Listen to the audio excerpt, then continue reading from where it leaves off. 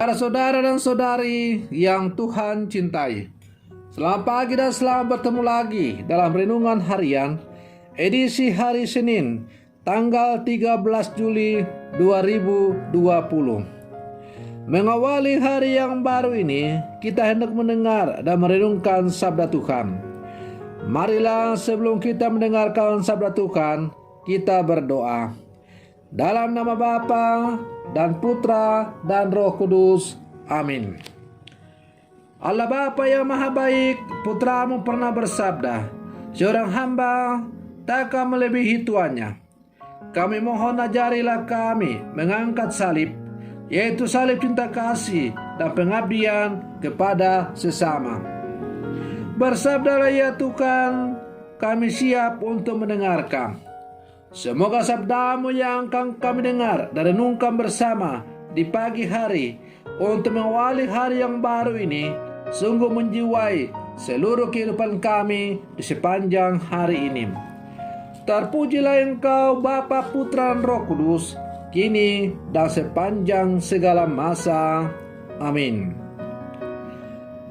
Para saudara dan saudari yang Tuhan cintai, sabda Tuhan yang hendak kita dengar dan renungkan bersama untuk mengawali hari yang baru ini diambil dari Injil Matius pasal 10 ayat 34 sampai 11 pasal ayat 1. Tuhan sertamu.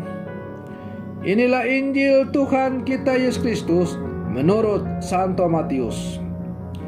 Pada suatu hari Yesus bersabda kepada ke-12 muridnya, "Jangan kalian menyangka bahwa aku datang untuk membuat damai di atas bumi.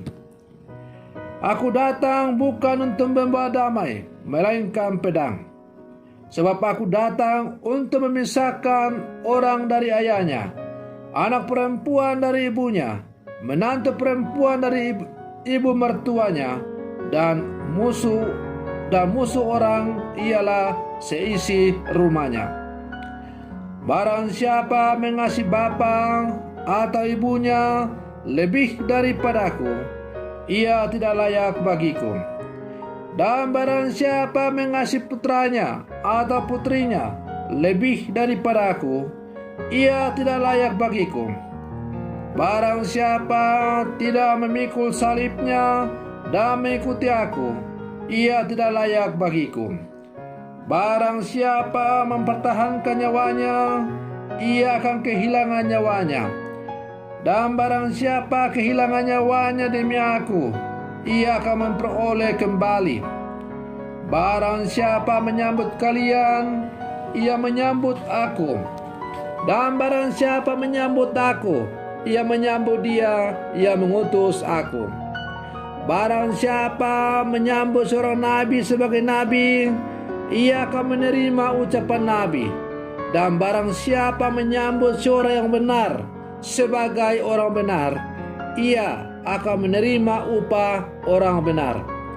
Dan barang siapa memberi air sejuk secangkir saja kepada salah seorang yang kecil ini, karena ia muridku, aku berkata kepadamu, sungguh ia takkan kehilangan upahnya." Setelah Yesus selesai mengajar ke-12 rasulnya, ia pergi dari sana untuk mengajar dan memberitakan Injil di dalam kota-kota mereka. Demikianlah Injil Tuhan. Para saudara dan saudari yang Tuhan cintai,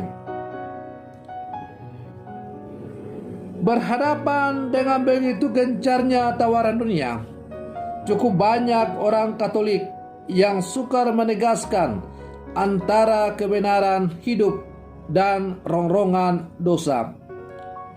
Di zaman demikian ini, setiap murid Kristus dituntut untuk mampu membuat ketegasan dalam bersikap dan hidup secara konsekuen dengan suara kebenaran iman akan Yesus Kristus. Namun hal ini hanya mungkin tercipta ketika terdapat kesadaran yang mendalam perihal misi hidup Kristus itu sendiri. Para saudara dan saudari yang Tuhan cintai, misi daripada hidup Yesus Kristus adalah membawa kabar gembira atau warta keselamatan tentang kerajaan Allah kepada semua orang. Dan untuk mewartakan kerajaan Allah itu dituntut sikap kerelaan untuk rela berkorban apa saja demi pewartaan itu. Menjadi pengikut Yesus tidak mungkin setengah-setengah, tetapi harus bulat total, menyerahkan segala-galanya demi pewartaan Injil itu. Dengan gambaran yang cukup keras, Yesus menyatakan bahwa Aku datang bukan untuk membuat damai, melainkan pedang. Yesus datang bukan untuk berkompromi dengan kelemahan dan dosa, melainkan untuk memisahkan secara tegas antara kebenaran dari kejahatan. Menjadi pengikut Yesus berarti berpihak pada kebenaran. Karena itulah, mencintai Yesus secara total dan segenap hati adalah prasyarat mutlak untuk menjadi pengikutnya. Sebab hanya dengan cinta yang mendalam akan Yesus, kita mampu memikul salib itu dan mengikutinya. Dari sinilah iman yang militan akan menjadi karakter kemuridan kita sebagai orang Katolik yang hidup di zaman sekarang. Para saudara dan saudari yang Tuhan cintai, terkadang ada orang yang mengatakan, ya, katanya Yesus itu pembawa ajaran kasih.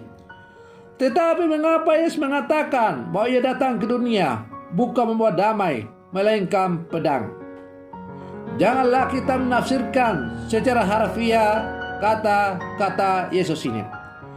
Tetapi kita harus hendak merenungkan dan mencari makna pesan yang mau disampaikan oleh Yesus melalui sabdanya yang baru saja kita dengar bersama.